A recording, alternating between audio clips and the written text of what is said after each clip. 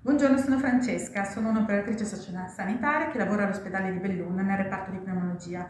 Sono qui per raccontarvi le motivazioni per cui ho scelto questo lavoro. Inizia così il racconto dell'esperienza di Francesca Grossi, testimonial naturale di una professione sempre più richiesta che integra l'organizzazione sanitaria. Lo ha fatto oggi nel quartier generale dell'Ulse Dolomiti durante la presentazione di due distinti corsi organizzati dal CES di Belluno e dal Circolo Cultura e Stampa, accreditati dalla Regione Veneto per la formazione superiore. Nei siti internet dei due enti sono stati pubblicati gli avvisi per i corsi per operatore sociosanitario che partiranno a marzo. 60 i posti a disposizione, candidature aperte fino al 14 febbraio, il 15 il via alle selezioni. Prima facevo un altro lavoro, ero impiegata in un'azienda commerciale e ho deciso, ascoltando il mio sentire, di fare questo corso.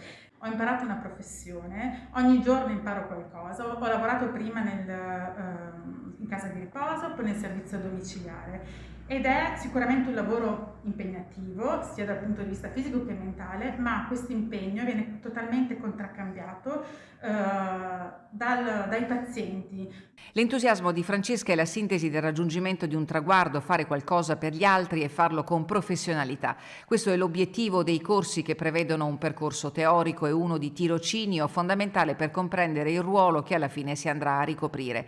Perché l'OS non è più la professione sicuramente bistrattata come lo è stata in passato, ma è la colonna portante di tutti i servizi sociali che il territorio deve offrire e che è diventata la figura professionale più ricercata nel periodo della pandemia, soprattutto per l'attività svolta al fianco degli infermieri.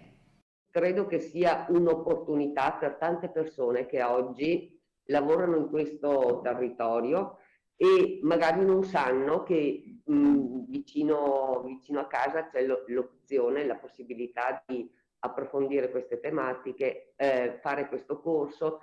Certo, come ha detto Francesca Grossi, la motivazione deve essere importante e forte. La mia motivazione era, oltre a imparare una professione, il prendersi cura degli altri, fare qualcosa per gli altri che sono in un momento di difficoltà.